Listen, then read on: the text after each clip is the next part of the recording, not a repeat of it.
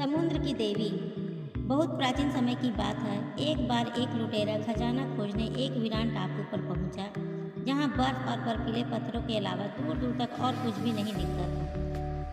दिन भर की खोजबीन के बाद भी उसे कुछ न मिला तो वह निराश होकर वापस लौटने लगा। टापू से वापस लौटने के वक्त वह अपना संतुलन खोकर नीचे एक ढलान में बर्फीले तालाब के पास गिर गया और गिरते मूर्छित हो गया। रात्रि में कुछ ओस जैसा उसके ऊपर गिरा तो उसे होश आया। होश में आते ही उसने देखा तो अचंभित सा देखता ही रह गया, क्योंकि तालाब के ऊपर स्वर्ण भूषणों से लकदक एक सुंदर सी एक देवी नृत्य कर रही थी। वह देवी इतने सारे गहनों से सजी हुई थी कि जब वह नृत्य करती तो उसके गहने तालाब में जमी बर्फ से टकराते और टकराकर अपनी गर्मी और चमक से बर्फ को पिघला देते।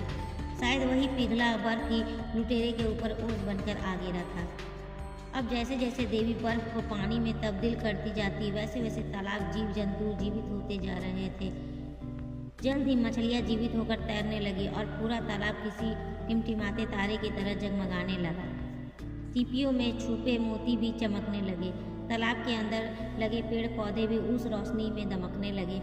जब इस सब की रोशनी की गर्मी से तालाब पिघल गया, देवी नीचे तालाब की तली में जाकर नृत्य करने लगी। जहाँ जहाँ देवी नाचती जाती, वहाँ वहाँ के पत्थर हीरे, चांदी, नीलम, पन्ने जैसे बेशकीमती चमकदार पत्थरों से बदलने जाते, जिसकी चमक इतनी तेज होती कि उसकी गर्माहट से तालाब का पानी गर्म होकर उबलने लगा।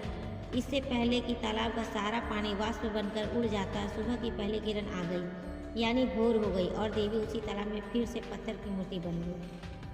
लुटेरे को इसी क्षण का इंतजार था। उसने तुरंत तालाब में से देवी की मूर्ति को निकाला और अपनी नाव में लेकर पूरी रफ्तार से समुद्र के किनारे की ओर भागा। अभी वह आधी दूर भी न जा पाया था कि रात हो गई। रात होते ही देवी की मूर्ति फिर से सजी हुई थी, जिससे वह नाव में इतनी गर्मी हो गई और रोशनी फैल गई कि लुटेरा अंधा हो गया। इधर देवी सजीव होते ही पूरे नाव में घूम घूम कर नृत्य करने लगी। नाचते नाचते लकड़ी की नाव का ढांचा उसी तालाब के बर्फ की तरह टूटकर जलने लगा। आग इतनी भयंकर थी कि समुद्र का पानी भी उसे बुझा न सका।